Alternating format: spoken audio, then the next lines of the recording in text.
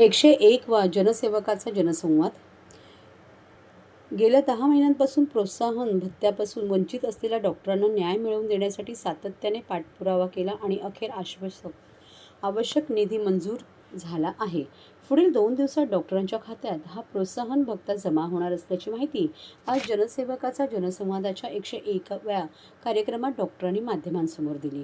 केंद्र व राज्य सरकारच्या सहकार्याने ठाणे महापालिकेमार्फत सुरू असलेल्या आयुष्मान नागरी आरोग्य मंदिरामध्ये 40 डॉक्टर नागरिकांच्या सेवेसाठी कार्यरत आहेत. अत्यंत मर्यादित मानधनावर काम करत असतानाही त्यांनी सेवा अखंड सुरू ठेवली.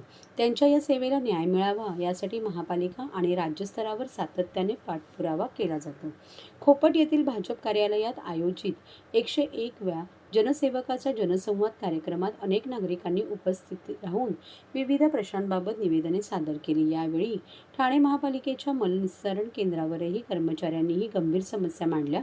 माजिवडा, विटावा आणि कोलशेत येथील एस.टी.पी. कर्मचाऱ्यांना कंत्राटदाराकडून किमान वेतन, वेळेवर पगार, नियुक्तीपत्र, रजा, पीएफ यांसारख्या मूलभूत सुविधांपासून वंचित ठेवले जात असल्याची बाब समोर आली. संबंधित अधिकाऱ्यांशी तात्काळ चर्चा करून कर्मचाऱ्यांना न्याय मिळवून देण्यासाठी सकारात्मक निर्णय प्रक्रियेला सुरुवात करण्यात आली. जनसेवकाच्या जनसंवादामध्ये डोंगरीपाडा, पात्तीपाडा तसेच पाणी टंचाईग्रस्त गृहसंकुलाचे पदाधिकारी उपस्थित होते.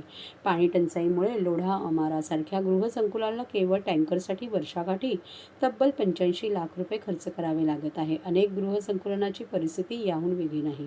मग या टँकर व्यवस्थेमागे अधिकारी आणि टँकर चालकांची हातमिळवणी आहे का, असा गंभीर प्रश्न उपस्थित केला. याबाबत पुढील 3 दिवसात संबंधित अधिकाऱ्यांची बैठक घेऊन ठोस आणि दीर्घकालीन उपाययोजना करण्याचा निर्णय घेतला आहे. जनतेच्या प्रश्नांसाठी संघर्ष कायम राहणार, कारण जनसेवकाचा जनसंवाद हा केवळ कार्यक्रम नाही, तर सामान्य माणसांच्या न्यायाचा आवाज आहे.